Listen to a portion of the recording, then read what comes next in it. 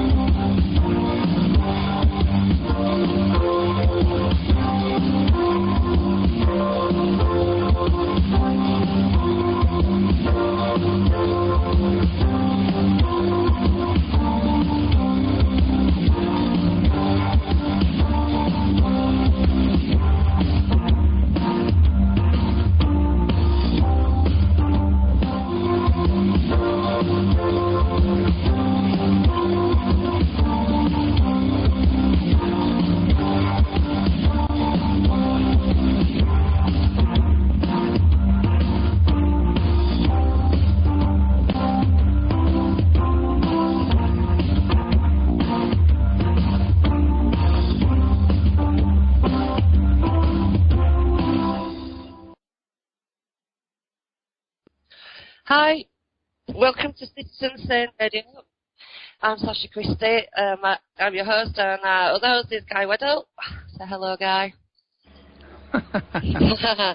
Tonight, we've got quite a good show. We were going to have Thomas Reed and Steve Pearce on, but we had a narrow window of opportunity with those guys, and we missed it. So they will be coming on soon. They're doing some filming and all kinds of exciting stuff. So we'll have them on to talk about all of that. Tonight we've got a couple of people on that I saw speak at a conference last month. Very interesting methodology. It's paranormal archaeology, not paranormal whatever, ghost hunting. It's ghost hunting with a difference. Yeah, it's pretty in-depth. Yeah, very in-depth and absolutely fascinating. So, yes, digging deep. yeah, so John, Mary, welcome to the show. Thank you. Hi. Thank you. Hi, Sasha. Hi. Hi. Hi, Guy. We've got a lot of things going on here, I'm telling you. Yeah, well, this is what I wanted to get straight into before we talk about what you do. You're having some renovations done on your house at the moment, aren't you? Oh, yes, and Mary just had a manifestation. She was down in the cellar trying to turn the heat on because it started to get cold, and I'm here I'm in the TV room watching the baseball game, and she's coming up the stairs, and I hear her talking to somebody, and then she comes up and says, I was talking to somebody. Somebody was looking down the stairs at me coming up the stairs, and when she got to the stairs, there was nobody there. So, yeah, things are starting to peak because we're renovating on the third floor, and we're coming up. We found all kind of really neat little rooms and really strange things going on up there. So we're looking forward to it tonight, rest of the night, and tomorrow when we continue to renovate up there. So how old is the house? Oh, it's a late Victorian, so it's about 1880s, early 1890s. So it's quite old then, a lot of history. Yeah, for the United States, yeah.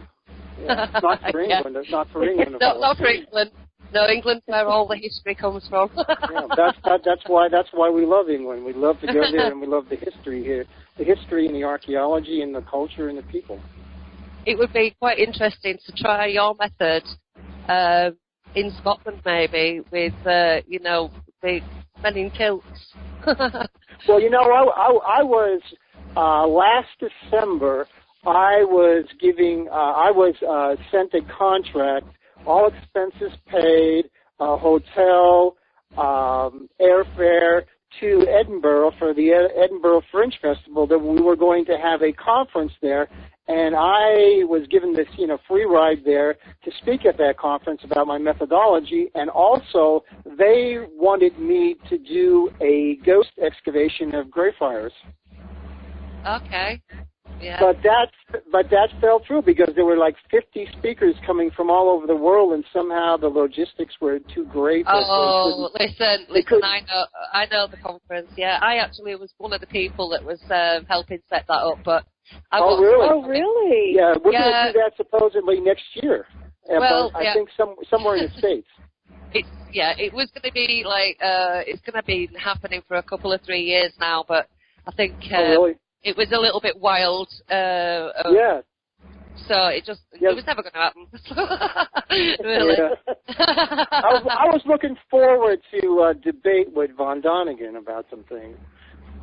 Well, I can tell you some good news. Year, in October next year, Larry Warren and I and some other people are putting a conference on in Liverpool. We haven't got the website up and running, so I'm showing off now without anything to show off. But we've got Travis Walton, Stanton Friedman, Timothy Good, Peter Robbins, Jennifer Stein, I think Brenda Butler and Dot Street, So we've got Travis Walton anyway. That's like big news.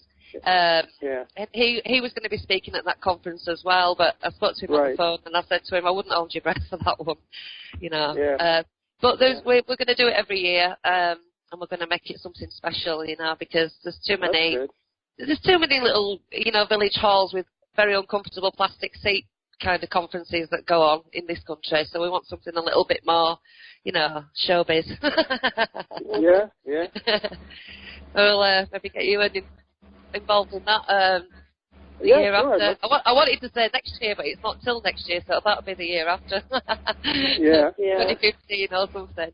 So, let's talk about what you do. Why don't you tell us what CASPER stands for, because it is really important, isn't it? Well, CASPER actually, that's kind of, people look at that, CASPER, well, that guy is really not serious. But really, CASPER comes from, the glyph that we use is a Maya glyph from central Mexico, from the archaeological site of Palenque, which is a World Heritage Site. It's a site that I've investigated, but I've investigated way back in the early 70s when I had free access to do anything I wanted there. And supposedly they have now have a list of rulers of Palenque going from the earliest time of its history up to the end of Palenque.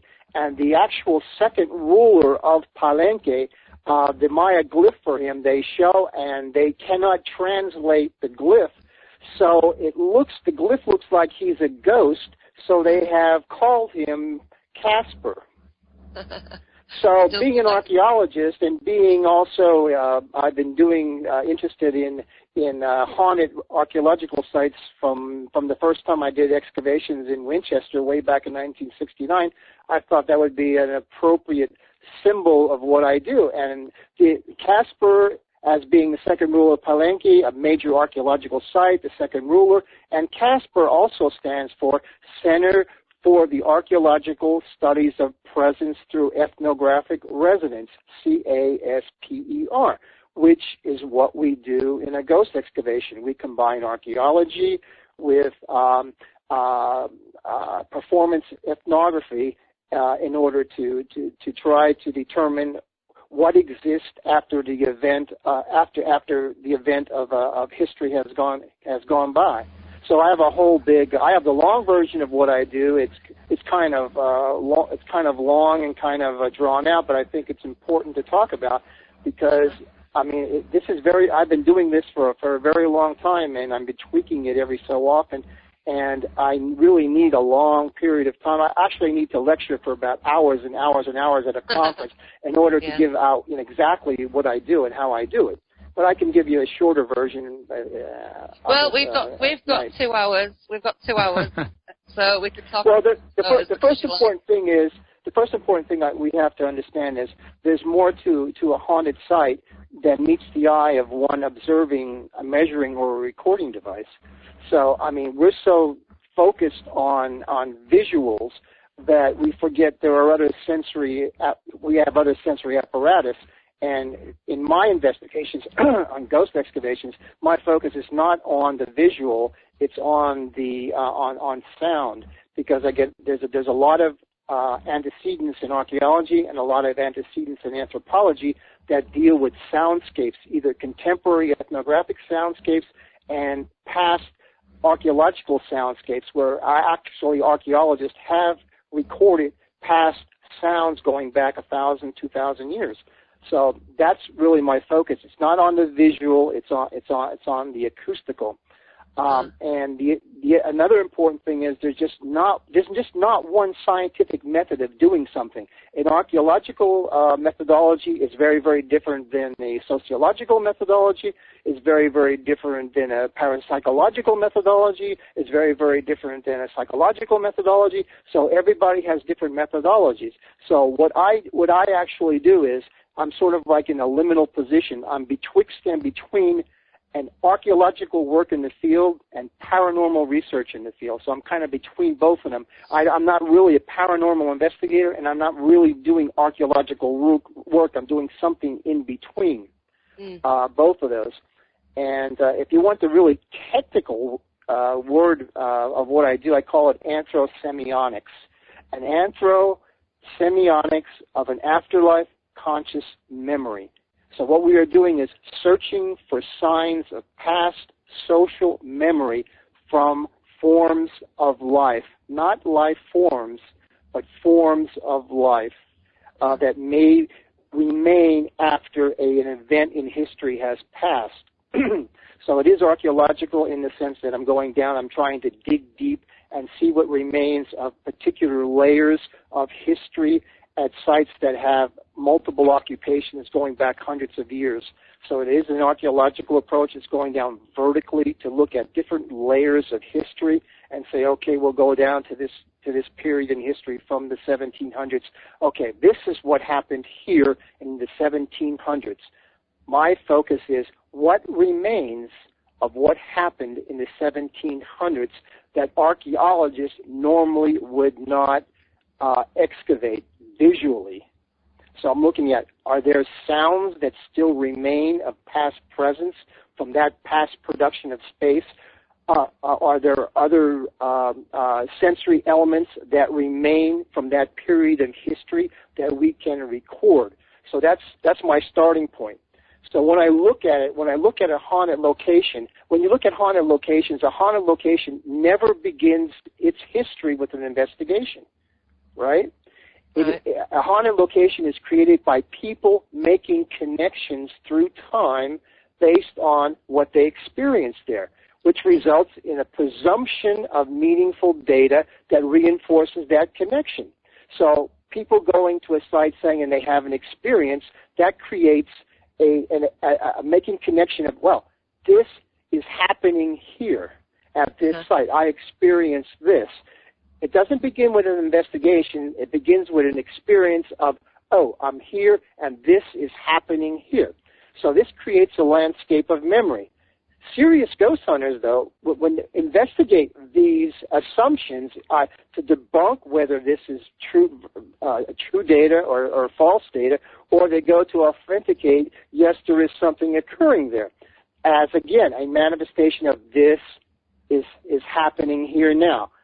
For me, I approach a site, one that has this multiple layer of cultural history and little ghost hunting or paranormal investigation activity.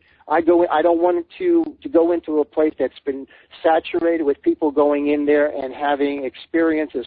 I'm not worried about whether they are authentic or inauthentic. I want to go to a place that it has not been saturated with a lot of people going in, having experiences, and creating this landscape of memory. I go into a place that has little activity and research what happened there at a particular moment in history. And then we go there and then we say, okay, what happened here? What remains of what happened here? So that's my focal point. It's a little bit different than a paranormal investigation, and it's a little bit deeper than an archaeological investigation. We go vertically by layers, like an archaeologist in an investigation. We go to that particular layer. Once we get down and decide, okay, let's see, this has a history of occupation going from the 20th century back down to the 15th century. Well, let's concentrate this investigation on the 17th century. Okay, what occurred in this particular place in the 17th century? Okay, this occurred. X amount of different activities occurred. X amount of events occurred. What was the culture of that time period? This is where I plug in the ethnography, the anthropology. What was the culture of that particular period in time? Based on that particular culture, who occupied that space, the culture of who occupied that space, the cultural expressions or signs of people from that time period, we create various scenarios that would resonate with what occurred in that space during that particular time, and see, okay, we create these scenarios. This happened here. Let's try to resonate with what happened here and see if any of what happened here still remains, focusing on the sounds of that from that time period. John, do you ever, in regards to afterlife consciousness, do you believe that time continues for that consciousness? No, I believe that. I believe that. Well, first of all, I don't go in there with a belief system, because if you go in there with a particular belief system, a belief, say, okay, there is all these occupations here. You know, is there past? I don't go in with a belief that there is past presence, because going in with a belief in that system, why even do an investigation? You already presuppose something. So I'm not going in there presupposing something. Right. I'm just from the data that you've gathered. Regarding time, I believe that in many of these places, time unfolds. I don't think time is continuous. I think time unfolds onto itself. We have a recording that we have at Burnside Bridge, American Civil War battlefield, Burnside Bridge, part of the Battle of Antietam, which was the single most bloodiest day of combat in American history, where we had 24,000 casualties in one day. We were there trying to do a sound check of what was there, what exists there today in regards to sound. So we were walking along a lot of the different battlefield spaces. And what we got on one of these sound checks was the sound of men fighting. We did not hear this live, but we heard it on our recording. Simultaneously to this, we had one individual who was walking with us. He was dressed as a Union soldier, and he had a canteen. He's walking along this avenue of approach where all the assaults toward Burnside Bridge came. He was walking it, and all of a sudden he felt somebody touch him, and he's looking down and he's watching his canteen turn around, and it's sort of like opening, and water is coming out of it. So he's mentioning that also in the audio. So at that time, what appears that we got is a residual of the men that were fighting there in 1862 and a intentional act by someone who was trying to drink water. So you have past and present occurring simultaneously. That's what I'm conjecturing. In that sense, time unfolded. You have the past coming into the present, unfolding the time back to a memory of what occurred in the past. Does that make sense? Sure, it makes a lot of sense. It's a kind of a theoretical thing in physics right now. You know, if you a proton will do a certain thing if you're not looking at it. The minute they put stuff to measure that proton, it does something completely different. It's like it's self-aware. I mean, something on a subatomic level knows you're looking at it. Yeah, exactly. Now, what happened? Go ahead. What I was going to say is what happened. Go ahead. I'll shut up. What I was going to say is we returned to that same space in the evening. And remember, I said we create scenarios that would resonate with what occurred in that particular space. That particular space, there were 4 salts. Union assaults toward the Confederate positions along the bridge along the other side of Antietam Creek. So we did a assembly of men of the 11th Connecticut who did the first two assaults. We used a particular sound mark, a bugle call. There were 57 different bugle calls in the Union Army. We used one of those particular bugle calls as a sound mark, which meant that the men would assemble for roll call and then order them to commit to that first assault. So we went through this whole scenario. We went through the sound of the sound mark of assembling the men to roll call. We did a roll call, and when we did the roll call of the 39 soldiers who actually died during the first assault. I went down name by name as one of their officers, ordering them to assemble with the sound mark of the bugle call, then doing their roll call. And while we're doing the roll call, we did get people answering us to the roll call. And we do it every time we go to that place. So the first time we did it, we got one person answering the roll call. The second time we got two people answering the roll call. The third time we got three people answering the roll call. Now, I do this with different people. I don't use the same team with me every time. I use different people, but I use an RT-EVP recorder, which is a real time. So we're picking that up live and we're answering it live. Not only that, we are getting simultaneously the same pickup of the same answer from other recorders occurring simultaneously. So we're doing this roll call, so we got answers, we follow it up, we answer these individuals, they don't respond. We order the charge, we run down the hill, we go up this road where in the afternoon we got the recording of this residual of men fighting and the guy and one of the investigators feeling his canteen move. So we order the charge, we run up the road, we have a video of that, so it's all kind of dark and you see the shadows of us and our lanterns, because we don't use flashlights because they didn't have flashlights during the Civil War. So we're running up there and we're ordering the charge of the 11th Connecticut.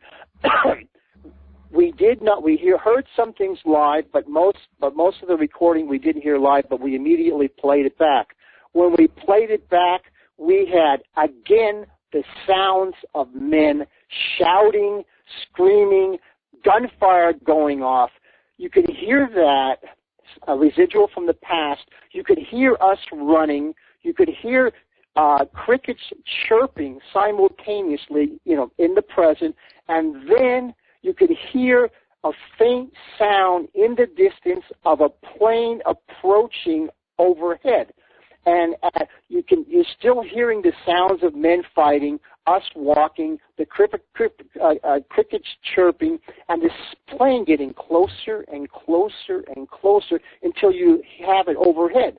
So in this one track, while the plane is overhead, I believe that I am conjecturing, hypothesizing that what we got is an unfolding of past, present, and future occurring simultaneously. The residual of the men in battle with us contemporaneously walking and the crickets chirping in the present, and then the plane coming from a distance overhead. So you got the past of the battle, us recreating that battle, and then the plane coming in overhead, something from coming into the future.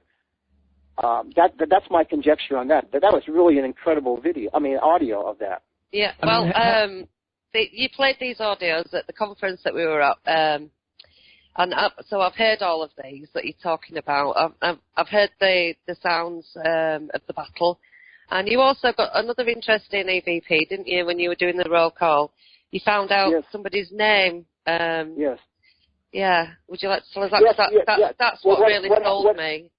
Yeah. What happened was, so we're doing these roll calls, and of course we do the roll call. If it works, then we can, since we're doing it, since we have an RT-EVP, which is a real time. If we get an immediate response, we follow up on it because they are communicating with us, and we have to communicate back, or else they'll just, keep quiet. So I say a name like Private Lewis Dayton, and then I pause. 5 seconds later, you hear a response, or you don't hear a response. Then I go on to the next name. Between one of these pauses, we did not hear a soldier answer to his name, but what we did hear was, is that you, Stedman? Somebody said, is that you, Stedman? And we all stopped and look at the monument where all 39 names were there. And wait a minute, there's no Stedman on this monument. So we must have picked up some kind of extraneous signal, or somebody was thinking of Stedman and they projected it out there into space, and we caught it on audio or whatever. Because, who is this Stedman? So, okay, we just made a note of it, have the recording. 2 or 3 days later, I go back and do more research on the 11th Connecticut. I find out that a Major Stedman of the 11th Connecticut replaced Colonel Kingsbury, who died during the first assault. So, me doing the roll call, somebody asked me if I was Stedman, since I was the officer now in charge who replaced Kingsbury. And there is absolutely no way that any of us knew about Stedman. John, let me ask you something. Do you think that, you talk about the residual battle and all that, do you think that's static, or could you actually do a reenactment and actually change the course of a battle, or change, essentially right. change history, almost like a time machine, but on another plane? Like, well, if that engage. Well, yeah, I understand what you're saying. I think to do that, it would have to be a interactive recording. It would have to be a live recording that is still transpiring. What I think we got with those men fighting is a residual. Those men were not conscious of, in that particular instance, those men were not conscious of us also doing that there, doing the reenactment of that there, for that particular scenario. They were just fighting, and it was a residual. What is interesting is that is very close to water. I think I believe that water retains memory, and I think that's very, very important ingredient. There's a stone bridge there. The water is there, and if you recall, I don't know if you recall this, but going all the way back to the 1950s, you have a British archaeologist named Lethbridge, who actually started the whole idea of the residual energy relative to surrounded by water. And he wrote a book in 1962 called Ghost and Ghoul, where he talks about the relationship between water and residual energy. So in that particular instance, I don't think I could have changed history, because what we recorded in that particular instance was a residual recording. It's just a loop that goes around and around and around. Now, what happened later is at the bridge, we actually went into the history books, got the actual dialogue of the last assault, where the colonel encouraged his men of the 51st New York and the 51st Pennsylvania to really charge the bridge and finally take the bridge. And one of the men said, Colonel, will you give us our whiskey if we take that bridge? And because they were getting drunk all the time, these men of the 51st New York and 51st Pennsylvania, so they were denied their whiskey. So the colonel, to encourage them to do the assault, said, I'll give as much whiskey as you want if you take that bridge. So we used that dialogue on the bridge, and then we did an assault of that bridge after we did that dialogue, and we had a video recorder there. And what we got, I ordered the charge, and you could hear charge. They were charging. We're running over. And on the opposite bank, we had other investigators portraying Confederate soldiers, and they charged us. So we were running to them to fight. And as we ran past the camera, it's all black for about 2 or 3 seconds. Then all of a sudden, you got this flash of multicolored lights that go across the screen, And we took that video to 2 different experts on firearms from the Civil War. And what both of them said, independent of one another, was that was a discharge from an 1859 Springfield rifle. You know, the spark. Yeah.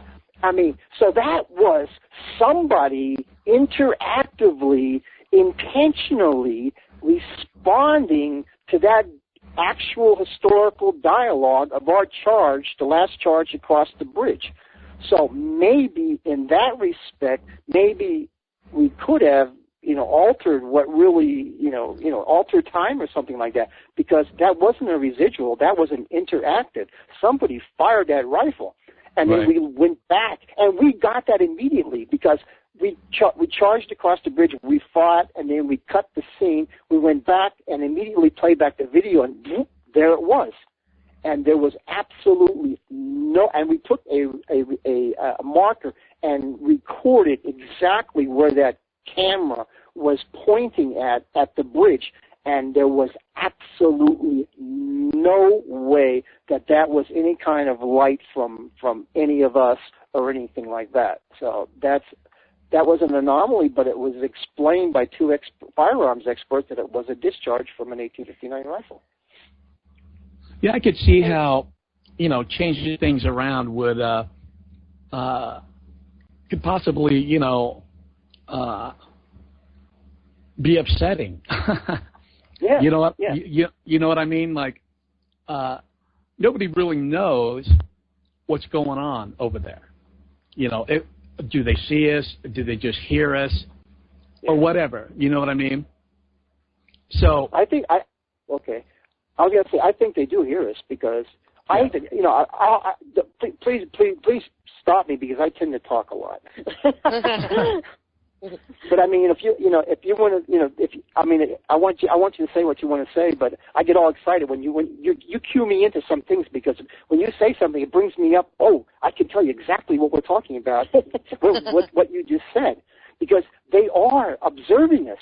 Because I can give you a great example is, again, at the 11th Connecticut Monument, Mary is there sitting, reading an actual letter from a surgeon of the 11th Connecticut who survived the battle, and he's writing a letter home to his wife. So she's sitting there at the 11th Connecticut Monument, starting to read this letter. What happens, Mary? Oh, as I was reading, we had a lot of, we do recordings and record the recorders, and then we have a video and photos being taken while the person's doing a scenario. And as I'm reading the letter, people behind the video camera were being touched. Only the women. You could smell kerosene from the oil. They had kerosene oil in their lamps, in their lanterns. Sulfur you could smell? And you could smell sulfur, like in gunfire. And also we also heard footsteps in the woods. There's like a little bit of trees around. Branches that were broken off and laying on the ground. Yeah. You could hear them crackling as like somebody's walking. Yeah, and as I was reading the letter, none of us heard this on the audio until later. I was reading portraying the surgeon's wife from Connecticut, trying to feel like she would feel. We get very empathetic about these people, and so I tried to feel like if I were her, this is how I would read the letter, and then on the audio we got soldiers singing to me. At first, I have to say, we thought it was somebody talking to us, but as we listened to it again, we realized it was singing, and it started with one person singing, and then more joined in, and it's all men voices, male voices. And what is interesting about it is you can distinctly hear one of the part of the lyrics, and the guy singing da da da and the home. He's distinctly sings the word home. 3 or 4 seconds later, in that letter, she reads the word home. So it's as if somebody is standing behind her, reading the letter with her. Plus, it's possible they were there when it was actually happening, and now they're watching this reenactment like a play. You know what I mean? Like, how I often wonder how it would affect ghosts or whatever's, how it would affect them to see somebody doing that. You know what I mean? It causes a lot of interaction because you're resonating with them. You know, such as we don't go in there. You don't necessarily need to dress of that period. We try not to have. Well, we don't wear logos. We wear plain T-shirts. And we wear T-shirts and jeans and sneakers because we're on rough terrain usually on the Civil War battlefields. And, you know, after a while, I mean, yeah, we have little lanterns that we use, but after a while, I just turn it off and stop using it because it just gets to be a nuisance. And you just start walking around in the dark, your eyes just get adjusted to it. And but the interaction of the I think they like communicating because they're trying to tell you this is what's going on with us. Well, they're communicating their life and their beliefs. I mean, you know, home was most of these soldiers were fighting far from home. And at that time, mid-19th century American society, it was very, very important, 2 concepts. The concept of the good death and domestic imagery. The concept of the good death said that you died at home surrounded by family. You were buried in the family plot with the proper rituals. The Civil War battlefield changed all of that.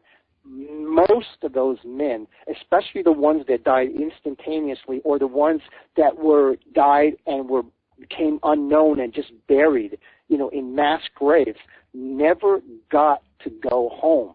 That's why some of those men may still be there waiting to go home. And we have EVPs, or what I call EOCs, ethnographies of communication, because this is part of the culture of war, of the American Civil War. So that's why I call it an ethnography. These people are still waiting to go home. And we have verification of that in that there's one soldier there who we specifically targeted, that we knew his history, Lieutenant Colonel William Holmes. He was the last Confederate to die at that bridge. He was ordered to hold the bridge at all cost. So it was at Burnside Bridge, they call it the Thermopylae of the American Civil War. 286 Confederate soldiers defended that bridge against 11,500 Union troops. It took the Union soldiers 5 hours to cross that bridge. And the only reason why they crossed that bridge was because the Confederates ran out of ammunition, did not get reinforced, so they retreated back toward the town of Sharpsburg. Everybody except Holmes. Holmes said, I will defend this bridge or die in the ditch. He died in the ditch. When his men retreated, he advanced toward the bridge. He got hit multiple times, and he went down right in the ditch near the bridge entrance on the Confederate side. 5 soldiers of the 51st New York, I have every one of their names, came across the bridge, stripped him of his clothing, gambled for his brand new pair of boots. Then they dragged him across the bridge and superficially buried him along the stone wall there. His body has never been recovered. He is still there, buried somewhere along a stone wall near Antietam Creek, near Burnside Bridge. We went specifically there to see, okay, he's still here. The concept of a good death is to be buried with family, to be buried at home with family. He never got to go home. He is still lost on that battlefield. You had, during the Civil War, female relatives after a battle would go to the battlefield, search for their lost loved ones who were lost in the battle. That is a known fact. We had women dress in mid-19th century costumes with lanterns and using names of Lieutenant Colonel Holmes' household based on the 1860 census, search for his remains. Colonel Holmes, this is your Aunt Tilly. We are looking for you. Where are you, Colonel Holmes? On 3 different occasions, 9 months apart, we had a voice tell us, I'm over here. I'm here. Here. 3 different occasions, same voice, same intonation, same words, same location. We know where here is. The National Park Service ranger who was in charge of the Antietam battlefield was with us those nights, and I asked him point blank, I want to come with ground penetrating radar and search where somebody or something said here and see if there is an anomaly there. And if there is, get permission to excavate that particular space and see if there are the remains of a human skeleton there. That's pretty depressing. But isn't that interesting, though? No, Yeah, it is. It's fascinating. Absolutely fascinating. I hope you get permission for that. And he said, his answer was, give me the specs on the ground penetrating radar and I will give you permission to do this. So that's what we want to do. We were going to do it this fall, but because of the problems with, the shutdown, all the parks are closed. So we can't get in there. So we're probably going to go there maybe early spring and do it again one more time, because what when we do our investigations, we write everything down. We document everything multiple times. Then we go back and try to duplicate it again various times, and also do no hypotheses, go in and do something that would not resonate with what occurred in a particular space, just to see if something would happen. And every time we do that, opposite, nothing happens. So that kind of really reinforces what we're doing. So we've done it three times with Colonel Holmes. I want to go back one more time with a different team again and try to do it again. Not tell this team anything about where here is or what he says or even that somebody's going to say something, and see if we get the same results with those same resonating concepts. The idea of the good death, the family, the females searching for their lost loved ones. He's telling us we have a long, EVPs of us, talking to him and him answering us. And what he wants is, according to this voice or whatever it is that we got, he wants to go home. And when he says he wants to go home, it's not, go to heaven or anything like that. It's to go home to Georgia. And in Georgia, there is a Confederate cemetery that there's a gravestone that says Lieutenant Colonel William Holmes, 1832, 1862, but there is nobody buried in that grave because he's not there. He's still on the battlefield. Mm-hmm. So that's what we want to do. And, I keep on plugging at it. I try to change the variables around, trying to think about every which way I can do to change it around to make sure that we're not it's not confirmation bias or we're doing something that it's coming out of our heads or whatever. I'm trying to change everything around all the time, and we're getting the same thing again with different crew members on multiple audio recorders. The same thing. It could also be maybe an artifact that he's attached to. There's probably tons and tons and tons of bodies, buried there. Yeah, but what was interesting too, in 3 days after the battle, Alexander Gardner went there and took photographs of Burnside Bridge. And along the stone wall, on the opposite side of where Holmes is supposedly buried, on the opposite side, in that photograph, there are 5 graves. And each of those graves I have identified. Well, I don't have. A historian has identified the names of 5 individuals of the 51st New York who died, and they were initially buried along that stone wall. And I know each of those 5 names. So in one scenario, we had a female investigator dressed in black portray a nurse, because nurses wore black. They didn't wear white because they didn't want the blood stains to be shown and really upset the men. So they wore black. She was walking along the stone wall on the opposite side with a lantern, all in black, saying, could anybody tell me what happened to Private John Thompson, who was one of the 5 soldiers that were buried initially in that spot along the stone wall. So, she had an RT EVP recorder, real time, set to a 6-second delay. She's walking. Says, "Can anybody tell me what happened to Private John Thompson?" Like, she's the nurse looking for him to attend to his wounds. So we hear that on the RT. 6 seconds later, we hear her say that. 6 seconds after that, we got,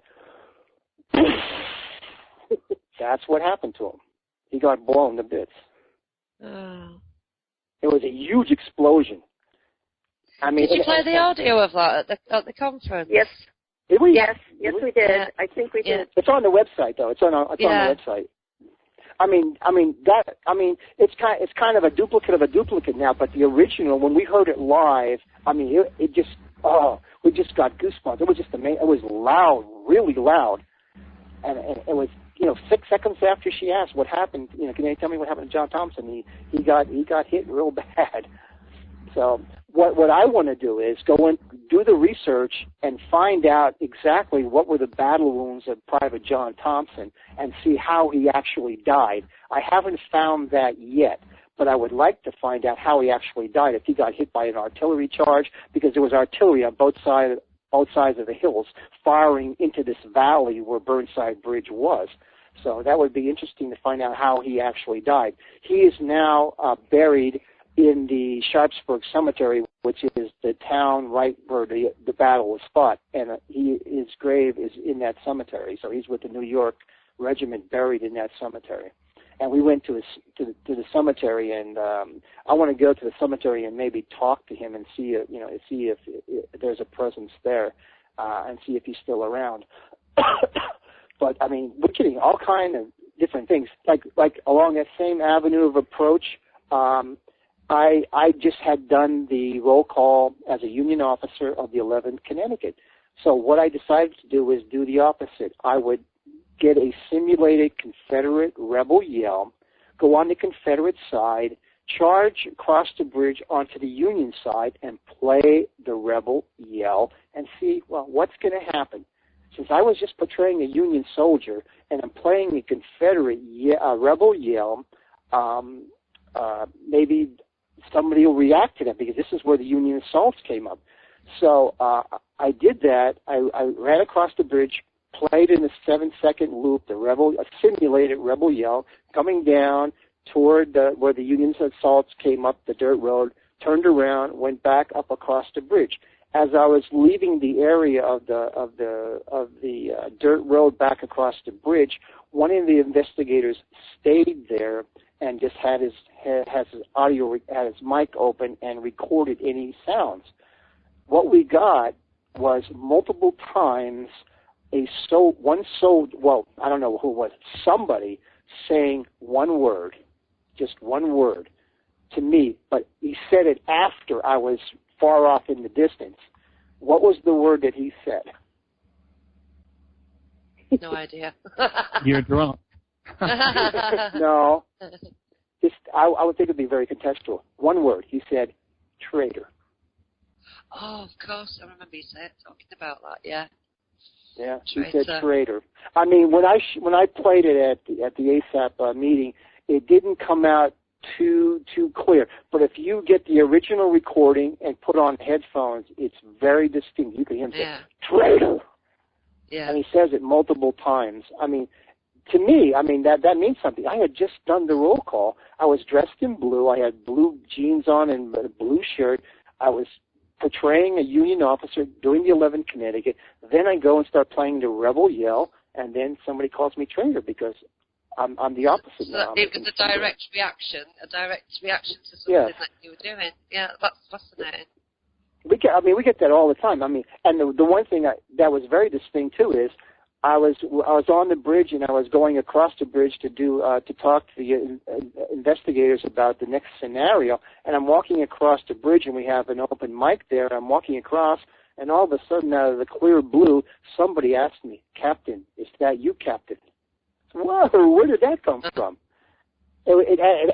It's clear. There's no doubt at all that that's what he's saying. I mean, I don't know if that came out that clear in the presentation, but if you listen to it with headphones, there is no denying every word that he says. "Captain, is that you, Captain?" And that just came out of the blue. Now, my question is he talking to me? Which would be logical because I just had done the roll call of the 11 Connecticut, so I would be an officer, and so he's asking me. Or was he talking to somebody else who was also there, but I couldn't see either. I couldn't see both of them. So that's a scenario that sets me up to go back there and recreate that and try to do some scenarios around that whole context and see what we get. So the more we do there and the more manifestations we get, that sets us up to do something the next time and just expand on it. So have you thought about maybe taking a relative of the Confederate soldier buried at the bridge and have that relative go talk to him and maybe give him some closure? Yes. Now, we've been trying like all heck to try to locate, one, a photograph of Lieutenant Colonel William Holmes, and two, a relative, a relative today of Holmes, and bring him to the battlefield. We do have reenactors who say that their ancestors fought at Burnside Bridge, so we are in contact with them, and what we're going to do is we're going to have them come in their garb, as a fab, as they call them, as a full-fledged reenactor, go there and find out with what regiment that he fought at Burnside Bridge with, and then try to resonate with those activities that ancestor would do with this contemporary relative and see what happens. Wouldn't it be amazing if you could find his body and actually take him Holmes' body, that was Georgia? I mean, that would be great. That would be closure. I mean, you got to hear the whole. I mean, it's a couple minutes long, the whole audio, and it's from 3 or 4 different recorders, from 3 or 4 different investigators asking. We don't ask questions because that immediately identifies us as an outsider, except if it's within the context. Like, she was a nurse, so she was asking, where's John Thompson? I want to attend to his wounds. But we never ask the question, is anybody here with us tonight? Could you turn that EMF meter on, or could you turn that K2 meter on? We don't use any of that stuff. All we use is the RT EVP recorders, digital and a regular camera and a video camera, and we have piggyback. We have the recorder recording the recorder from multiple angles, so that when we do get a manifestation, it shows up in multiple different recordings from multiple different individuals. But we don't use any of those other meters because that immediately identifies you as an outsider, because they didn't have those instruments. They wouldn't even know what any of them was. I often wonder, they say, oh, go to war, or whatever they call it, and they actually call it by its name. I would think, How would they even know what that was? Do you know? Yeah, That's right. because we want to be, because especially during the American Civil War, they were a band of brothers. This is identity, therefore, is extremely important. They came from the same locale, the same town, or the same region, so they knew each other. A lot of them were relatives. For example, at Gettysburg, I do a lot of stuff on the Company G of the 15th Alabama, who charged at Little Round Top. In Company G of the 15th Alabama, there were 45 relatives in that company. So not only did they know each other, a lot of them were relatives of each other. So I want to be identified as that band of brothers, as that band of relatives, and I cannot be identified as one of them if I'm asking them silly questions like, is anybody here? Could you show us a sign of your presence? Well, if you were one of their relatives, you wouldn't have to ask that question because you are there. You are there because you're part of them. And you don't ask silly questions like, who's the President of the United States? I mean, well, you don't ask that question because everybody would know that. I mean, Lincoln or Jefferson Davis. I mean, you don't ask that question. That identifies you as an outsider. Yeah, and plus you're on a field of battle. Exactly. And you you're have not to going to... respect. Yeah, you have to respect these people. And I do. At the end... Go ahead. No, I was going to say, at the end of our investigation, every time at the end of our investigation, I go at the top of the hill where the parking lot is now at Burnside Bridge, and I talk to the men, and I salute them, and I say, I thank you for your bravery. I thank you for your courage. I respect you, and I honor you. And we get audio of them calling me by name. I know there's a lot of Johns out there, but they still say John, and we get a gun salute. I get a gun salute, don't I, Mary? Yes, you do. Yeah. Wow. I haven't put that on yet on the website, but we have too much. We have too much audio. I mean, we get so much stuff. I sit down with the whole investigative team during the day. I say, okay, these are the scenarios I want to do. Does anybody have any questions? Does anybody want to change anything? Does anybody want to add anything? Okay, everybody's on the same page. This is what we're going to do. And so we do a peripatetic walk during the day to all of the sites that we are going to excavate that night. So everybody gets an idea of what it looks like. We take sound checks of what the sounds of the area sound like, how it looks, so that at night we can begin the scenarios. Everybody's on the same page. Everybody has something to do. Nobody's sitting around waiting for something to happen because we're always participating, immersing ourselves, performing, but all within context. Within context, we're doing it. And I have on my storyboard, I have 15, 20 scenarios that I want to do every time we go there. I only get through 3 or 4 of them because once we start doing these scenarios, things happen all the time, and we immediately stop and follow it up. Because if we don't follow it up in the field, they'll stop talking to us. If they converse, or if we sense that what we're getting is somebody trying to talk with us, we immediately follow up and keep it continuing, keep the conversation going because they want to talk. So, we can't go on to the next scenario until they shut up. And at that point, we'll have to go for our 10-minute break. So we'll be back with John and Mary after this short break.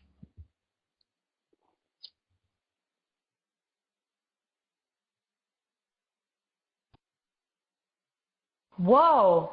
Did you hear? Listen to the Church of Mavis radio show, hosted by Jeffrey Pritchett, 11 p.m. Eastern, Saturday nights. Follow your weird and journey into the high strange. Should stop by www.churchofmavisradio.com. Dog goes woof, cat goes meow. And show archives. That's www.churchofmavisradio.com.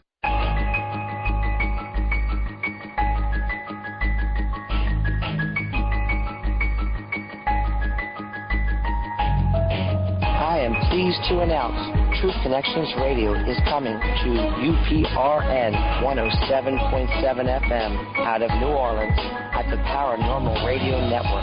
This is Catherine Buckaloo. Check out our archives at truthconnections.wordpress.com. Meanwhile, see you in October. A time comes when silence is betrayal. Some of us who have already begun to break the silence of the night have found that the calling to speak is often a vocation of agony. But we must speak. Truth Connection.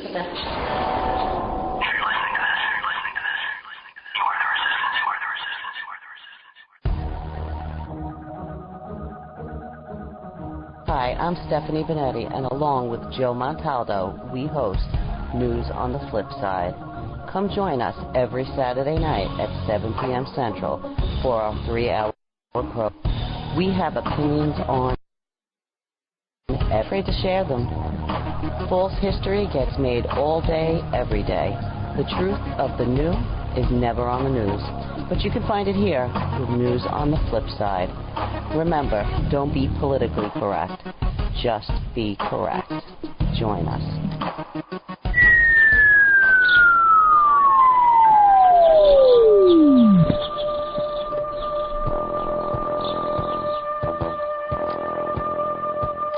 Tune in to UFO Undercover, Wednesdays at 8 p.m. Eastern, with your host, Joe Montaldo, right here on the Paranormal Radio Network.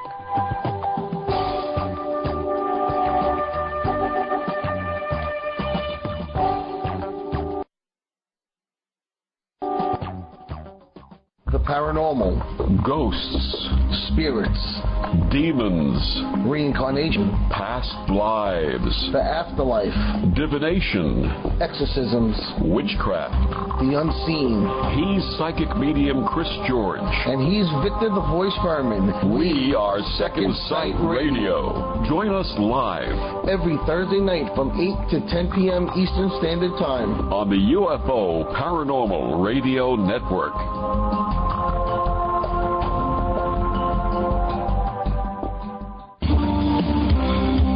Sex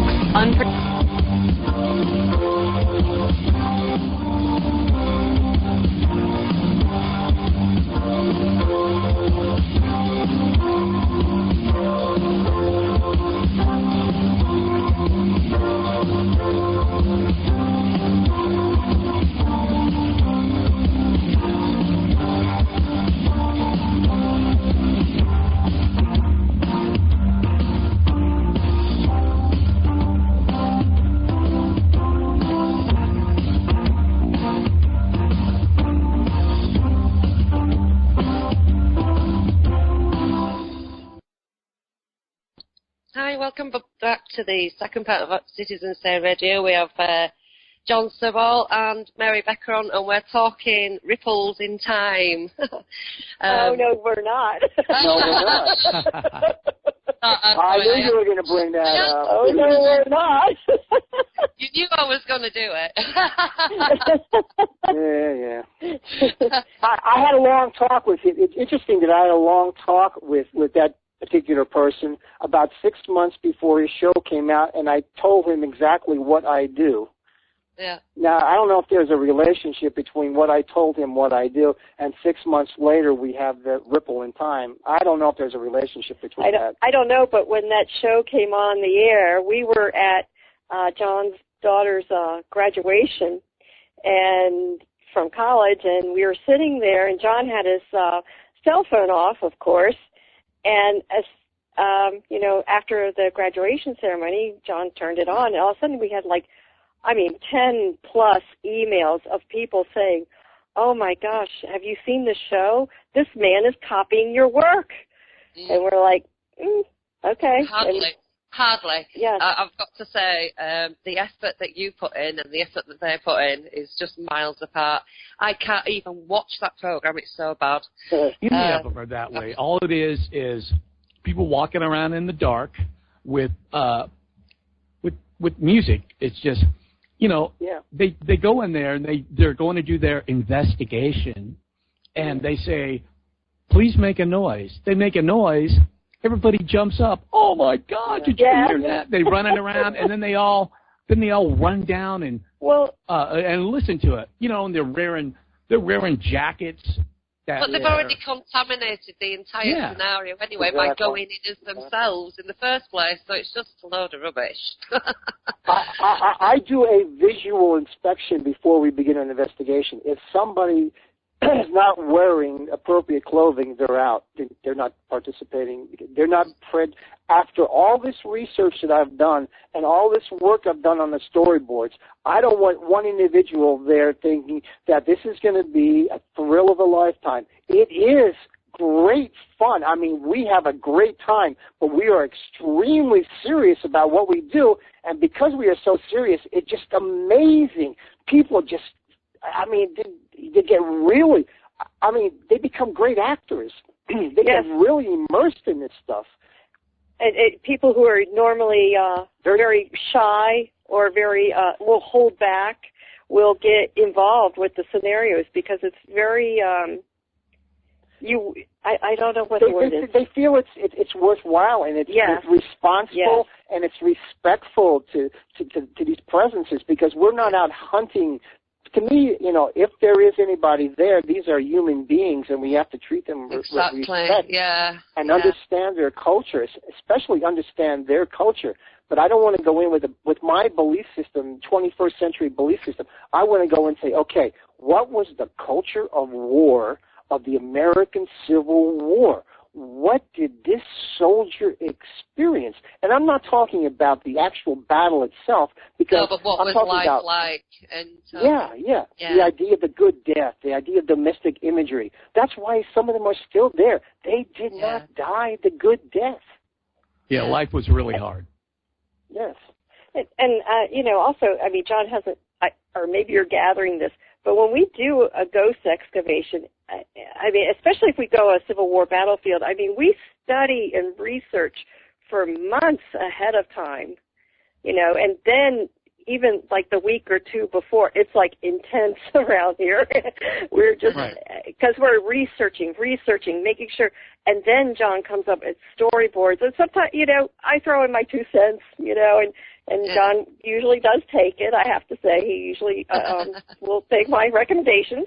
And but, I mean, you have to really know, it's exhausting doing a ghost excavation, but it's so rewarding in what we're trying to do. But I do want to make that clear. It's not like, oh, hey, I mean, we get some people saying, hey, we're going to go such and such place. Why don't you do a scenario right now? Well, it's like, well, we don't know the history of this place. We don't know. We recently were looking into one place, and they swore up and down all these things happened on this land. Well, as we're researching the history of it, it turns out nothing really happened on this land. No history. It all came from a psychic. Yes. And I said, but we have nothing. That's it. I said, nothing proving. Nothing proving that these things actually happen in a historical sense. No newspaper clippings. No census of there's no evidence. People who live there. No documentation. No property deeds. Nothing. Now, do you only do historical investigations, not like like the house is haunted? No, I don't do private residences because I feel I'm not qualified, and I don't want to go in there and make the situation worse than it maybe is. I don't want to go in there and tell them something just to tell them something and saying, well, no, that's a demon, or I'll exorcise it or anything like that. No, I do not want to upset anybody, hurt anybody by just for my ego or for whatever. I am not qualified to know what are the social dynamics of a particular household. So I try to stay away. I get calls all the time for asking me, well, I have this going on in my house. Can you help me? I'm sorry. I will refer you to somebody I know who knows a lot more about it than I do. I would rather not do that. I'd rather go to a place that I know what happened there, the history of it, where, probably a lot of abandoned places. And I don't go to places that are known to had ghost tourism or paracelebrity events. A lot of ghost hunting activity there, a hot spot because it was seen on TV, and so everybody is navigating that way. I don't go to those places because there's a lot of contamination that follows that, and then I have to dig a lot deeper to get down to the real true history of if there's any presences, because I got to go through all this ghost hunting activity that's going on that does not resonate with what occurred in that place, so it's creating other layers of presence, other contemporary layers of presence, and those are live individuals. Yeah. And it's probably a bad layer because the people didn't know what they were doing. I don't know how many times I've heard stuff where people just like, I'm going to go hunt ghosts. They take a recorder and their little EVP. Well, I get that all the time, too. I get people telling me, you don't know what you're doing. What does archaeology have to do with this? What does anthropology have to do with this? You have to do with human idea. Behavior. Human nature, human behavior. Human and social, I get criticized all the time. In fact, I get hate mail. I get people who threaten me physically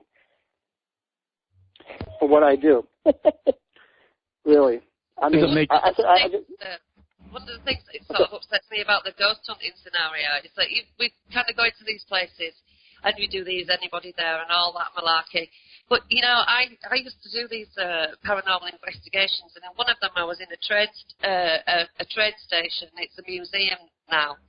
And I started to feel really unwell, and I sat down and my head was pounding. And I was thinking to myself, oh, God, I just want to go home. And then I thought, I don't want to go home. I definitely don't want to go home. I really like doing this. But then my ears started to hurt. And I just kind of stood up and said, I want to know if somebody's had their head crushed here. And we were on a turning circle, and somebody did have their head crushed between two buffers on these trains that were being buffered together. So that was really upsetting for me because that person had made me feel how they'd gone, and actually in my head made me feel that I want to go home. So there we are all creating that activity. He's managed to communicate this to somebody, and then we all just walk off and leave him there. Yeah. I feel kind of lucky myself because I don't experience anything. I'm like a dead zone. I go out there and do my scenarios, and it's the other people that are experiencing this.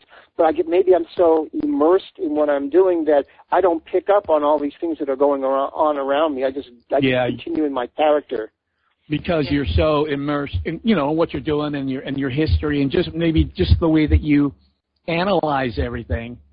You have but a wall. That's a good thing because I have the team behind me which is recording everything that's going on, and they're feeding me information saying, he just said that, and so I follow it up immediately, but still in character. But I don't get hit with all of these things that influences me about, I just experienced that. That's just great. And I've been doing this, again, since 1969, and in all of these years that I've been doing it, I have never, knock on wood, encountered anything demonic or anything like that occur. Never. I'm not saying it doesn't exist, but I haven't. Maybe I don't know. I'm lucky or whatever, but I never had that type of thing. Here's my opinion on that. I'm the type of person. I'm a very, I guess, dark person. But I'm not evil. So. I could totally see myself, once I pass on being somewhere, some yahoos come in there, give me a sign, I'm gonna mess with them and giggle my ass off. I'm gonna. Do you ever think that you get a lot of these EVPs that say get out and you get pushed? They feel like they're getting pushed. Well, maybe the reason why they're saying get out and you're getting pushed, it's not something demonic. It's that you're not resonating with their belief system or their culture. That's why they're saying that. Get the hell out of my house. Yeah, exactly. Yeah. And it's nothing, like you said, it has nothing to do with anything else. It's just, hey, this is the way I live my life, and you're ridiculing me by asking me to do something stupid or something like that. Yeah. I'm angry about that, Yeah. Get out. I don't want to hear it. That happens a lot. Yeah, those people have no idea what they're doing. I mean, it's like we say with the women being touched and getting pushed a little bit like that. Well, maybe somebody else would interpret that as, oh, you're dealing with evil forces. No, could you imagine a soldier? He's been in battle. He needs female companionship, possibly. He might feel that might. Think of that woman as his sister or his, something like that or whatever. That's why he needs that. I mean, he's in a very stressful situation, and if he sees a female there, he immediately identifies with a female. It's not that it's something evil. It's just human nature. It's just like a tap on the shoulder. On the shoulder. Or hey, how you doing? And we don't put the females in the role. At Burnside, there were females who fought as men in the Civil War. Even at Antietam, there were females who fought as men. But at Burnside Bridge, there were no females who fought as men. So our females that are on the investigation stay behind the men, and the men do the scenarios relative to the battle. The females come in later contextually to be nurses or to search for lost loved ones, which would have been their role, social role, during the Civil War. Oh, and I also want to add that as we do the scenarios, it may not work the scenario we're doing, but as we do more and more, it opens up, it starts resonating more and more. Does that make sense? And then we start getting more and more I think you're trusting results. us. I think you're trusting us. The result, what do we call it? Data. Almost like you're building a relationship with them. Yeah. Well, you're building a relationship. Yeah. As you do each scenario, it's warming them up to you, or you're warming up to them. You're being identified as one of them. Yes. So it all has a purpose. Everything we do in the field has a specific purpose and goal, and I try my darndest not to cause any kind of bias. I mean, it's very difficult to say in a 45-minute talk what I do in the field because it leaves a lot of gaps and a lot of misinterpretation and misinformation. You got to be there when I'm doing the research, and when we're out in the field, you got to see exactly all the logistics and all the hard work and everything we try to do to control what we are experiencing, not to let it get to us that we're creating things instead of recovering things. That's very, very important. We're trying to recover, not create manifestations. What exists, what remains, recover what remains, not create something that isn't there. Yeah, and when we do get something, we don't just stop and get all excited and start shouting. Never. We just continue on as, like sometimes, especially with the 6-second delay on the RT EVP, you're talking to someone in a scenario, and then in the background, I'm hearing somebody on the RT EVP, whoever's doing the investigator listening in, and they're saying, this person's saying this to you. They're answering you. And then you can't get excited. You just have to keep on with the conversation. And it's very hard. It's very hard to do that because you do feel like jumping up and down like, oh, yeah, I got it, and then also another thing is, as John said, we try not to use slang from today. We try to speak as they would speak back then. Again, another type of resonating with them. Try not to slang words from that period. Yeah, slang words from that period, not from our period. That's why it just doesn't work saying make the lights on this meter light up, or if make them turn green, or I call those Victorian parlor tricks. You're asking them to do, show us a sign, make the lights turn green, do this, something do that. You wouldn't ordinarily do. Right. No, exactly. Not unless you were an officer And you wouldn't say, you would say, I want you to do this, but it would be contextual to what an officer would say to a soldier in battle, not what turn this meter on or turn this light on. You wouldn't say anything like that. Oh, please. You don't give orders with please. What's very important on a battlefield, an American Civil War battlefield, what's very important, again, is not the visual. It is not the visual. Because everything was obscured by all the gunfire, the smoke. Those soldiers relied on sounds. That's what we use to trigger their memory. Sounds, bugle sounds, reading a letter, specific commands that an officer would instruct in specific battlefield spaces. We use the battlefield spaces that the soldiers that the officers control during a battle, the KOA, the key areas, the obstacle areas, the observation areas, the cover and concealed areas, the avenues of approach. And in each of those different contextual battlefield spaces, we do different cultural scenarios that would resonate with what those soldiers would experience in those different spaces. So again, we're getting really detailed down to the actual space on the battlefield that a soldier would experience a specific thing. And it is not all related to running into the battle and getting hit and dying. There were a lot of other different things going on before the battle, the prep for the battle, what happens after the battle, that we all put into these scenarios. And when we do the scenarios, when I do the storyboard follows a progression from what happened before the battle, what happened during the battle, the exact same sequence, and what happened after the battle. We do these in the evening through that sequence, so it becomes contextual. The whole temporal sequence of the investigation is contextual to what the battle would have been experienced at that time. It's incredible.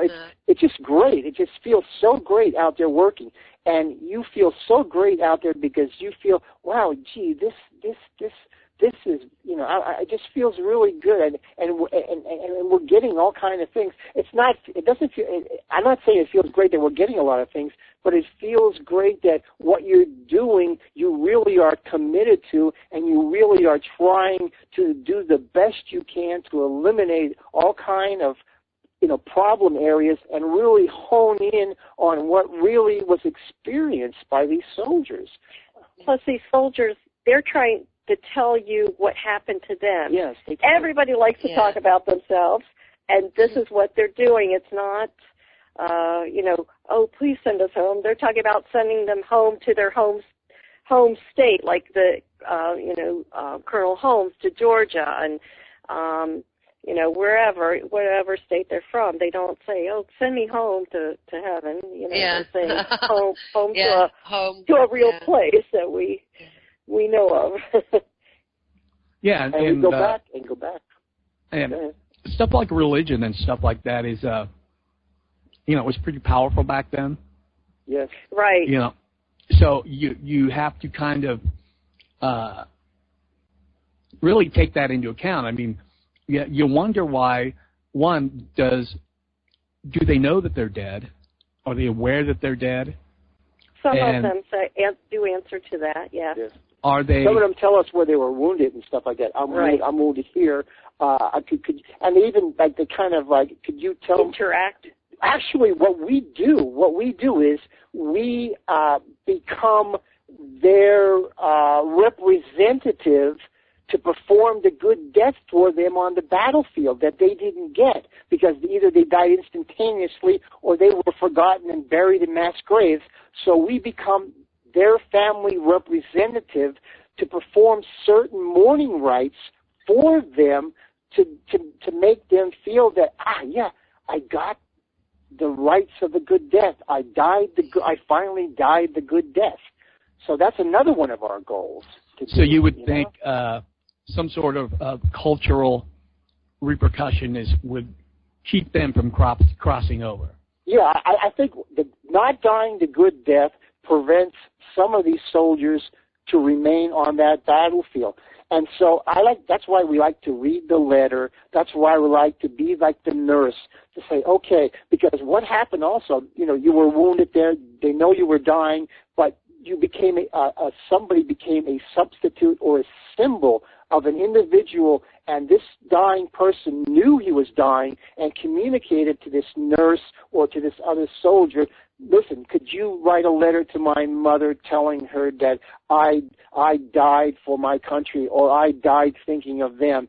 That is part of the mourning ritual of the good death.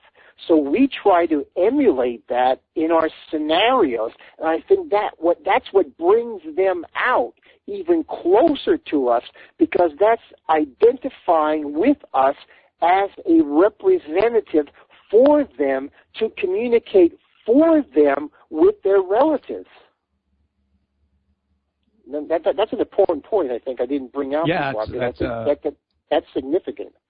That whole idea, because a battlefield was more than just fighting and dying. It meant a lot more, and there were a lot more things going on that had repercussions off the battlefield, back home. So we're trying to bring in as many of those concepts as possible when we investigate a battlefield that may be haunted or that may have remains of individuals who have not died the good death, because that was an important component of their life and death, and that's why they're still there. At least that's what I'm trying to hypothesize, and that's what I'm trying to test in the field as my hypothesis test. This is my theory, and this is what I'm trying to test in the field. And so far, I'm getting some semblance that maybe I may be pretty close to being on the right track of thinking this way. But I'm still not convinced, because I still need more verification. I'm probably going to do this for years and still not be convinced that, yes, this is what's going on. Yes, this is why they're here. So I'm always with that doubt, and that doubt helps me to be more firm in my convictions, more controlling in what I want to do out there in the field, and more dedicated to what I'm trying to do. And it's very difficult to say all these things in a 40-minute speech or a 20-minute speech, Right. And it doesn't come off the same way as I'm trying to come off a little bit better tonight with you guys. Well, Sacha and I were talking about this earlier. It's okay not to have all the answers. Yeah. Just being able to continually learn and, grow with it. Right. It's got to be pretty stimulating. You know what I mean? You're actually getting real results, and you're seeing your methods pay off. But that's what I like. I mean, I like doing this because I feel that maybe in all of these years, maybe I'm helping one person in some way. You know what I mean?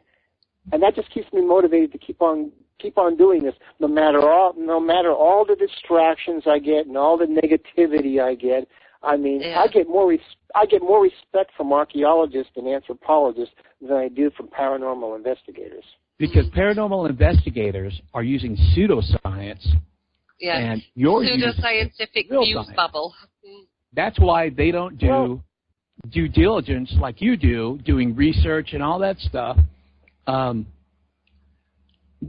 don't know how, and they're too excited. All they want is an EVP or something. You know what I mean? Right. They don't really care about this person or persons. Yeah. Not all. I mean, I'm sure a couple do. You know what I mean? But not from what I've seen. It's like, hey, let's go down here and see if we can get an EVP or something. And they probably go down there, and a lot of these people get their ass handed to them because they piss off who's ever there. They're provoking. They're provoking, help, and these people are like asking them to do parlor tricks, and they want some help, and they get mad. You know? Yeah, exactly. Slap them around. You got I know it. I would. Definitely. Well, see, I hate the term ghost. Yeah, so do I. I hate it, and I don't know what else to say. Paranormal. Yeah, we don't call it What we do isn't paranormal. It's normal. Yeah, it's normal. It's nature. It's normal. It's nature. I hate when people say there are no experts. I hate when people say there are no experts. Yes, there are experts. They're called archaeologists. Archaeologists have been dealing with the remains of past presence for hundreds of years. Yes, there are experts. And there is not one scientific method. There are many scientific methods. Because you're dealing with different people, different cultures. One's not going to work with the other. Exactly. You know, they're just going to look at you and go, "What the hell are you doing?" You know. Yeah. There's not one universal haunted site. It's all haunted sites are different because different cultures, different customs, different histories, different productions of past space. Everything is different. That's why I approach each site differently. That's why I only do 1 or 2 different sites a year because it takes me so long to do the research, and then I feel frustrated because am I missing something? And then I go back again to the same site. I hate these sites, these websites that people say, yes, we have investigated hundreds of haunted sites. Yeah. How could you say that? That's not. There's no investigating going on. It's you asking stupid questions. And you get a response. That's it. I never understand why they call a ghost investigation like 50 people can pay to go to one site, and they call it an investigation. That's not an investigation. That's an entertainment venue. Yeah. We also don't do when we do scenario. Well, in a way sometimes it depends, but it's not like, oh, for 20 minutes this group sits here and that group goes over there, and then we'll switch around and do. We don't do that because it just doesn't work unless sometimes we do scenarios simultaneously, and see what you have happens. no control. Right, exactly. The whole point to get data is being able to control the environment. It's like that's why we always have small groups. We never really go beyond 20 people. People don't seem to understand that when we say 15 to 20 people, we mean 15 to 20, and sometimes it's even less. Most of the time it's less. Yeah, well, about 10 to 11 is a good group. It's a good group for us. Like we're having in our house, we're having our conference next week, and we have 12 speakers. What a diversity! We have a paraphysicist, the only paraphysicist in the world. He got a PhD in paraphysics. He wrote the program, and now he has the PhD in paraphysics. He really, I like him.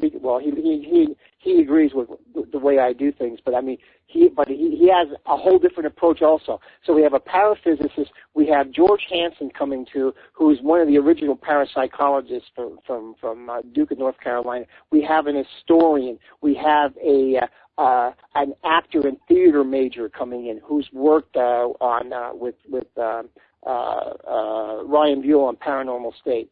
But she's not a paracelebrity. She's just an investigator.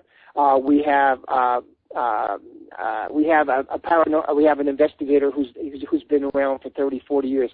So we have a multitude of different people coming from different perspectives, and we're going to spend a whole weekend here. We don't invite any para-celebrity who's going to influence everybody by, showing off and being egotistical about things. It's going to be like a weekend of a think tank. We're all going to sit around and be very friendly to one another and just throw out all these ideas and see what we come up with, and have some fun and have dinner together and go and visit historical sites around the area where we live and have these 12 different talks from 12 different diverse people and see what we come up with. I mean, this is the way we like to do things. Very, very informal, very, very, very intimate, very, very friendly. We like to listen to opposing views, talk about these things. So we're kind of looking forward to it. And apparently it seems that in the house, like the house knows that we're getting guests because activity is increasing daily in this house. Now, we're not saying this as a marketing tool, saying, "Oh, please come to the conference because this house is haunted." No, we're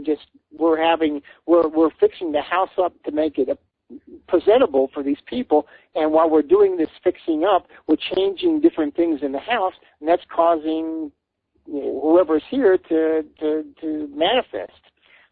That also happened, though, when we first moved in, and we're moving furniture in, and doors, the exterior doors to the outside of the house kept locking on us, and finally, we had to have a talk with the house. It's the other way to put it, and say, look, don't worry, we're here, we'll protect the house. Please stop locking the doors behind us, because I would purposely look at the doorknob because it happened once, and would make sure it's unlocked, and I try to come back inside, and the door would be locked. And if you didn't have your key with you. I was going to say earlier, actually, because it made me think of that, but I always make friends with my house when I move into them because I don't want to upset anything that's there. The first thing I do is have a conversation with my new house. See? Yeah. Okay, so I'm not crazy. No. Well, we like it. We enjoy the company. We don't tell them to leave. We just say, don't worry, we'll take good care of the house. But respect us. We'll respect you, but you got to respect us. Right. Exactly, yeah. But what I can't figure out up in our attic, there's these 3 rope things just hanging from the rafters, and we're like, what is that? So I have no idea what that's about. And then there's another little room in there, and it's like somebody laid out a bed in there. It's still there. It's like a pillow and a blanket, and it's what's going on? What's going on there? Yeah. The wayward child locked away. Yes, that's right. Yeah. Like Gromma's Castle or something like that. We have the secret of the castle, the secret of the house. They have some unwanted child up there. I know. That's what it's. Hunchback. Well, they did back then. No, I better not say that because they might get angry. I know. We're not laughing at you, House. We're not laughing. And sometimes the dog and cat just look. Oh, I hate that. Yeah, they follow somebody around the room all the time. Yeah, they'll just sit there and stare, and their heads are moving, and they're looking back and forth, and we're looking, and we're like, we don't see what you're seeing. Well, let's say if you put your hands in front of their eyes and they're actually looking at something, they will strain around to see past your hand. If not, they just kind of look at you like, what are you doing? We should try that. Yeah, we haven't tried that. Yeah. We should try that. Yeah. I've seen a couple of ghosts myself. I saw my grandma and granddad walk past me. They were as solid as I am, as everything is in this room. Right. But I didn't believe that my granddad had died, you see, because I didn't go to his funeral. And he used to be in the Navy, and when he left the Navy, he was a sergeant in the police force. And me being young, I thought he'd had to go on some sort of special mission, some secret mission, and nobody could tell me because I've not had the closure with his funeral like I did with my grandma. And one day me and my sister were walking to see my great-grandma, and the pair of them just walked past me, my grandma and granddad, and they walked past us. That was their way of communicating to me that he had gone and they were together, because I knew that my grandma had died because I'd seen her go, she had cancer. And the other one was at a castle. Sort of on the borderlands of Scotland and England, and I was having some trouble with my ex, and I was on the telephone, and it was something to do with money and something to do with him, and I was fuming because we were supposed to be setting up a party in this castle, and there were like hundreds of people coming, and so I'm stood on these castle steps, and I'm, like I say, I'm really angry, and I'm looking up at this gateway, and I saw this woman come through the gateway, and she had a long white dress on, she had long black hair, and she looked mad as I was, and as her dress, she took a step forward and her dress billowed out. As it fell backwards, it disappeared, and so did she. So it was almost like, a 2-second incident, but I know what I saw, but I thought afterwards I wonder if she showed herself to me because I was angry and about an accident. She'd actually died on the wedding day of this woman. Really? Falling off a horse in the hunt after the wedding, and because she didn't want to marry this guy who owned the castle, etc. You know, the kind of fairy tale story of her lover in the woods with his gang of henchmen, and it all went horribly wrong anyway. So, you know, but I wonder if they, you know, the kind of, with the saying resonating and the frequencies of everything, I wonder if they show themselves if somebody's in a similar kind of emotional state. Exactly. So. Yeah. My belief is that if you resonate a certain emotion, you're going to get that back. So that's why you have like these ghost adventure idiots running around antagonizing and, you know, being just challenging and stuff like that. And then all of a sudden, that's what they get back. Yeah. You know? It could have been like a modern day reenactment of a situation that she was in and on them stairs. You don't know, do you? I mean, that could be like my own kind of ghost excavation, accidental, you know? Yeah. Yes. Yeah. And also, had a similar experience in when I was speaking in University of Kent in Canterbury in May. We had a bed and breakfast opposite the castle in Canterbury, and Mary saw us. What did you say, Mary? We were walking along a path, and John was asking me, "Oh, how do we exit out of here?" You know, because it was kind of hard to go through the, you know, to figure out the lay of the land there. And so I said, "Well, didn't you just see that woman go out the gate?" And he said, "What woman?" I said, "The woman that was in the she has long, dark hair. It sounds like you. Long, dark hair, long dress. And she went out the gate. I just heard the gate squeak, and she went out the gate and walked down the sidewalk." And we kept walking towards this area where I saw her. And sure enough, yeah, you know, as we approached, we saw the gate, and it was padlocked. So no one was there. It was like a chain and padlock. There was nobody there. There was no way. I mean, it wasn't like she had a key. It was something that has been locked for a while. You know, it looked, you know, weathered. I never get to see that stuff. And I was just amazed. You know, I was like, oh, great. I just couldn't believe what I saw, and I was having this conversation with this woman that I really did not want to be having. Mm-hmm. You know, I stood on my own at some castle steps. It's dark. I've just seen a ghost. You know, like, oh. Well, you know, John, it's kind of good that you don't see that stuff because it keeps me keeps you on the ball. Keeps your your objectives are clear. Right. You're not influenced by, you know. I lived in the house that was built over a creek that they had covered up. And I started remodeling. You know, next thing you know, I got, you know, come home and all my change is all over the floor. It's getting thrown at me. I'll have a penny hit me in the back while I'm walking in the kitchen. You know, just all sorts of stuff like that. Yeah.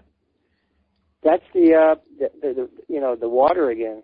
Well, interestingly, there's a river right next to the castle as well. There you go. There you go. It ran parallel to the gate that she actually walked through. There you go. So, yeah, that's an old fairy. Did you ever see that? One of my favorites. I mean, it's really dated, but I still remember. It was made for TV, and it aired on British TV in 1972 on Christmas Eve because that's when it's the most haunted time of the year. The Stone Tape. Did you ever see that? No, I don't think What's so. What's it called? The Stone Tape. The Stone Tape.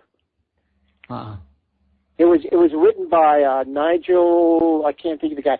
He's the guy that did all the Quartermaster movies and wrote for the for the quarter back in the 50s. But it's called The Stone Tape. It's really, really, really, really interesting. The whole idea. It was made for TV. He wrote it for TV because and it aired on British TV 1972 on Christmas Eve.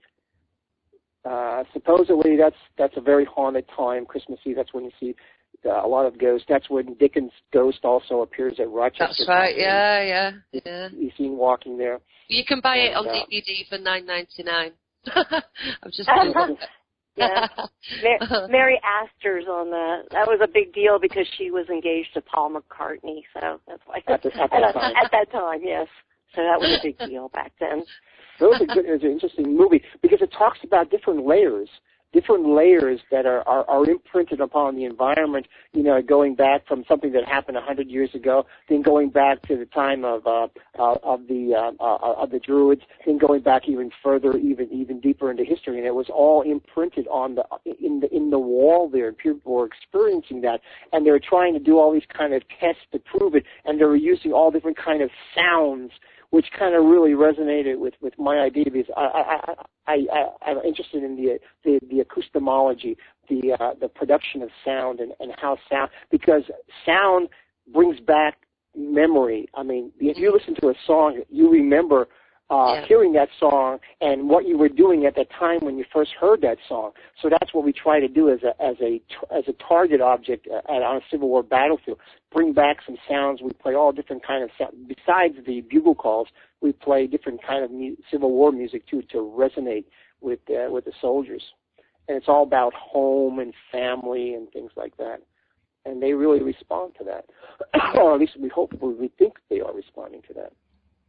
Oh, I think they are. I mean, When I was watching the talk that you gave for ASAP, and I was just, I thought was jaw-dropping stuff. I know that most of the people who commented on your talk generally just commented on the volume, your volume, and not what you were actually saying. And ironically, you're the only person out of everybody that gave a talk there that I've actually invited onto the show. because I found John. Well, they could have still told John, take off the microphone or whatever, because he was mic'd. And he did, or somebody should, I wish someone had said, could you turn, I'm sure the microphone could have been turned down or just take off the mic. Well, you know what? I'm glad that you didn't, because they're all so very British. It's nice to have Yes. But it's I do that all the time, though. That's the way I am. That's the way I do my presentations. I get all immersed in the role, and it's not meant to boast or to show off or to be loud just to be loud. I just get all excited when I start talking about this stuff. Yeah, well, I thought it was great. Anyway, and especially because I saw everybody stiffen.